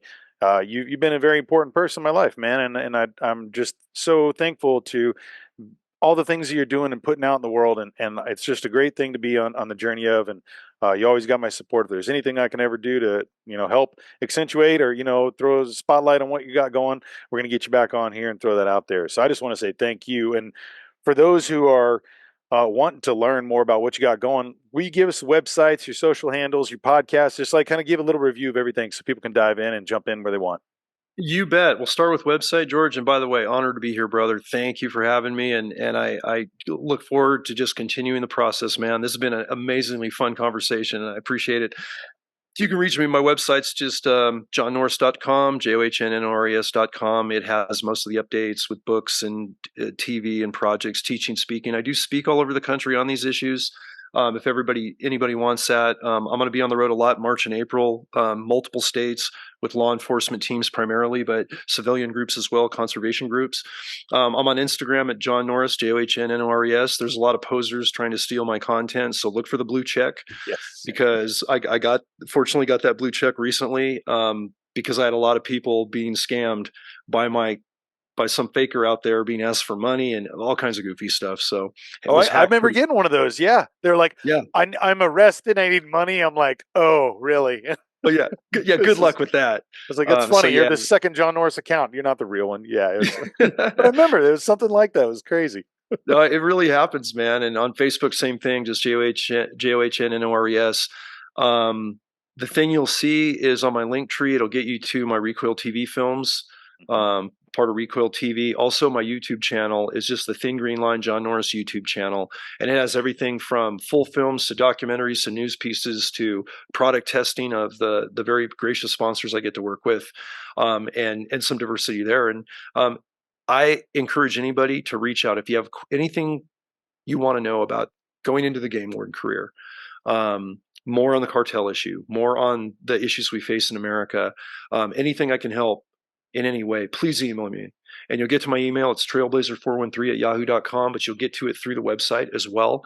And I can't tell you how many kids and how many adults I'm hearing from that have gone into the career that I've never met, from other countries, other states, or people that I've worked with growing up, as an instructor, as a warden, that are now behind me, doing the best job they possibly can. And I'm glad to help out and answer questions. So reach out to me that way as well. Well, and are you still doing tactical training as well right now?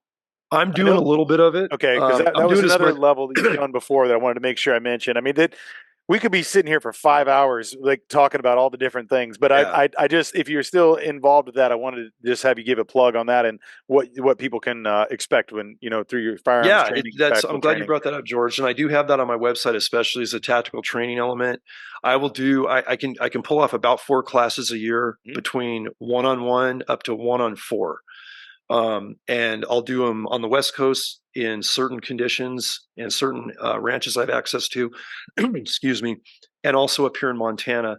And it's a 2-day pistol and carbine combination. There's some wilderness trauma medicine involved, or it can be just one weapon for a day, and then you can go to the long gun from the pistol. But I work from the basics, and work you right up to being the best prepared person you can to be your first responder, for field conditions, whether you live in an urban or rural environment, and also going over all the legalities of being prepared to what will happen if you ever have to execute deadly force for defense, or also bring in those weapon skills to subsist under the conservation model. I teach that as well. And inquiries can come through direct message on Instagram or Facebook, or you can email me as well if you're interested in that. And we have a lot of fun in those classes, and I don't do a ton of them because of the schedule, Sure. but I make sure I can do them enough to stay current and fresh out there. And, while I'm in training myself with other groups. So good stuff. Well, hey, once again, everyone, make sure you go check out those links. There's so much to explore, and whether it however we do this, I want to get some books from you and give them away to our listeners. We'll do a Sure. giveaway where they can follow your pages. We'll talk the details about that, but there will be a giveaway of some sort, whether I'm getting them from you or maybe we'll figure out what kind of combination of stuff. But I want to do Yeah. something to where people can get a chance to really jump in. Make sure you guys are ordering Hidden War, the second edition, the forward by Jack Carr. It's phenomenal. I love this, and I know that there's more things that are on the horizon. Can't wait to have you on to chat about all those and just to see all these amazing projects unfold. Thank you once again, John, for joining me, and it's been a pleasure and honor. I can't wait to do this in person. Right on, brother. Look forward to seeing you. Look forward to the next one, and keep up the good work. Thanks Cheers, for having man. me. Thank you.